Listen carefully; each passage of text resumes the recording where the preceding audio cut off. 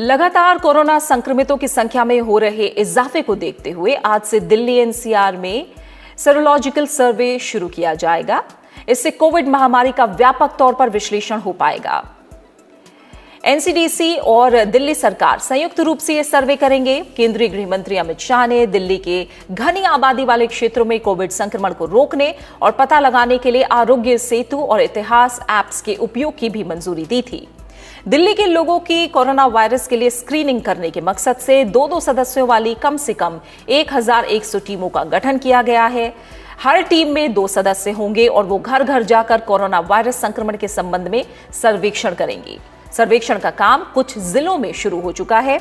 दिल्ली सरकार की कोविड-19 प्रतिक्रिया योजना के तहत 30 जून तक निरुद्ध क्षेत्रों में सर्वेक्षण का काम पूरा होगा और बाकी दिल्ली में ये काम 6 जुलाई तक पूरा किया जाएगा।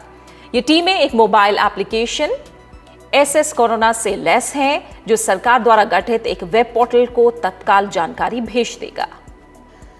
वहीं दिल्ली में विशेष तौर पर कोविड-19 के मरीजों का इलाज करने वाले अस्पतालों को सभी वार्ड में तत्काल सीसीटीवी कैमरा लगाने के निर्देश दिए गए हैं। दिल्ली स्वास्थ्य विभाग के आदेश में यह भी कहा गया है कि सभी कोविड-19 समर्पित अस्पतालों को मरीज के एक अटेंडेंट को अस्पताल परिसर में रुकने की अनुमति देनी होगी, जो कि अस्पताल की ओर से तय स्थान पर ही रहेगा।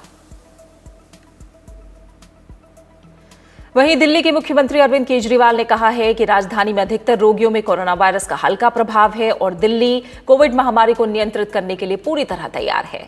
दिल्ली के कोरोना के बढ़ते मामलों को लेकर मुख्यमंत्री अरविंद केजरीवाल ने कहा कि पिछले कुछ दिनों से 3 गुना ज्यादा 18 से 20 हजार टेस्ट किए जा रहे हैं। बड़े पैमाने पर टेस्ट से मामले थोड़ा बढ़ेंगे, लेकिन घबराने की जरूरत नहीं है। ज्यादातर लोगों को अस्पतालों की जरूरत नहीं पड़ रही है। अरविंद केजरीवाल ने कहा कि प्लाज्मा पद्धति से भी रोगियों को काफी हद तक मदद मिल रही है। दिल्ली में कल कोरोना वायरस के 3460 नए मामले आए हैं। इसके साथ ही कुल संक्रमितों की संख्या बढ़कर 77,240 हो गई है। राजधानी में 2326 मरीजों को डिस्चार्ज किया गया। अब तक दिल्ली में 47,091 लोग स्वस्थ हो चुके हैं। राजधानी में कल 21,144 टेस्ट किए गए। इस बीच राधा स्वामी सत्संग व्यास कोविड सेंटर भी चालू कर दिया गया है। यहां 10,000 बेड वाली क्षमता का सेंटर बनाया गया है और इसकी जिम्मेदारी आईटीबीपी को सौंपी गई है।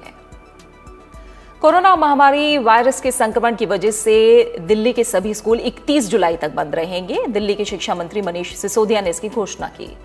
हालांकि पढ़ाई का नुकसान ना हो, इसलिए ऑनलाइन क्लासेस चलती रहेंगी। इनमें सरकारी, प्राइवेट, एडेड, एनडीएमसी सभी स्कूल शामिल हैं। दिल्ली के परिवहन विभाग ने राजधानी में चलने वाले सभी सीएनजी यात्री वाहनों के लिए लागू सीएनजी लीकेज टेस्ट सर्टिफिकेट की वैधता 30 सितंबर तक बढ़ा दी है।